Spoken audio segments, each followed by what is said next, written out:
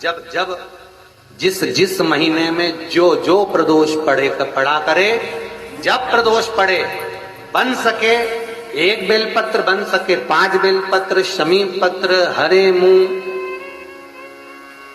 हरा मुंह, बेलपत्र, एक कलश के अंदर थोड़ा सा पानी लेकर 1 बेलपत्र, हरा मूंग, शमी पत्र डालकर और उसमें थोड़ा सा गुड़ डालकर भगवान शिव का स्मरण कर कर प्रदोष काल में, मान लो कोई काम आपका बहुत जरूरी है, बहुत दिनों से अब थक गए हैं, नहीं हो रहा, कर्जा बढ़ रहा है, धन नहीं आ रहा, व्यापार नहीं चढ़ रहा, या कोई समस्या बहुत प्रबल है, कोई एग्जाम में बैठ रहे हो नहीं हो रहा, परीक्षा भी दे दी है, रिजल्ट आने ही वाला है, तो भी प्रदोष काल में, प्रदोष के समय वो जल, मूंग, शमी पत्र और बेलपत्र और गुड़ का शंकर के शिवलिंग को समर्पित करना प्रारंभ कर दो। 2 या 3 प्रदोष करोगे, बाबा आपकी मनोकामना शीघ्र पूर्ण कर देगा।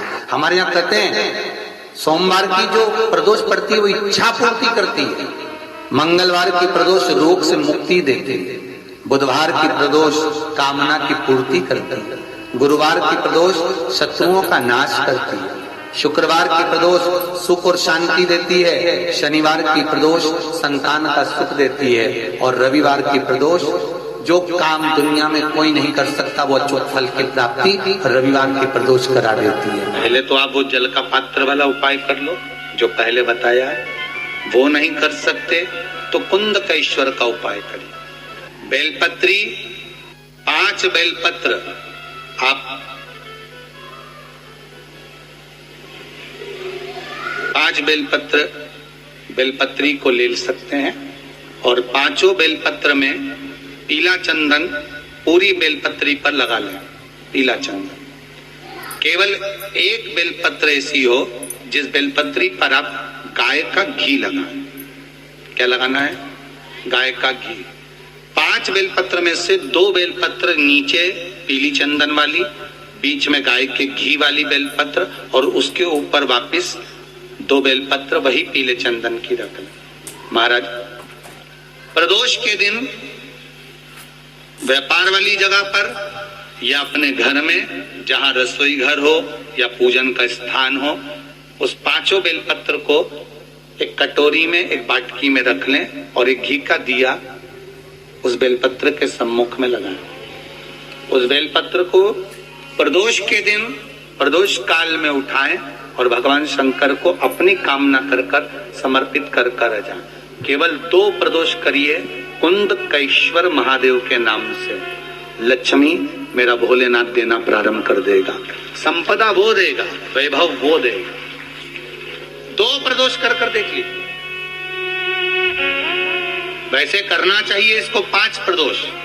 कितने प्रदोष करना चाहिए? 5। पर आप 1 प्रदोष करेंगे, दूसरा प्रदोष करेंगे, अपने आप संपदा बढ़ना, वैभव बढ़ना, लक्ष्मी की आवक होना प्रारंभ हो जाए। कुंदकेश्वर महादेव की पूर्ति करती है। गुरुवार की प्रदोष शत्रुओं का नाश करती है, शुक्रवार की प्रदोष सुख और शांति देती है, शनिवार की प्रदोष संतान का सुख देती है, और रविवार की प्रदोष जो काम दुनिया में कोई नहीं कर सकता वो अच्युत फल की प्राप्ति रविवार की प्रदोष करा देती है। तो प्रदोष व्रत का नियम जो आप ले रहे हैं, प्रदोष व्रत को जो आप श्रवण कर रहे हैं उसको जरा ध्यान से सुनिएगा। सबसे पहले स्नान ब्रह्म मुहूर्त का, सुबह का, उसके बाद में फिर आसन पर बैठकर भगवान की भक्ति को धारण करना, शंकर का अनुमोदन करना, शिव भक्ति में डूबे रहना, शंकर का स्मरण करना, शंकर के नाम का स्मरण करते रहना। ये प्रदोष का मूल तत्व। महाराज,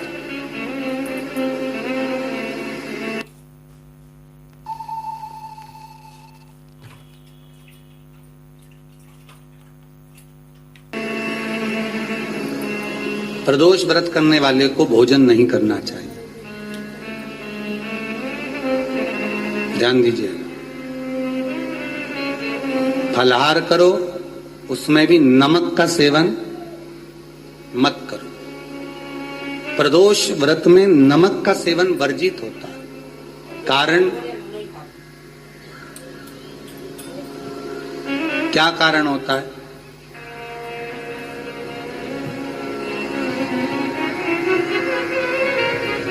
पूजन करें प्रदोष काल, शिव की आराधना करें।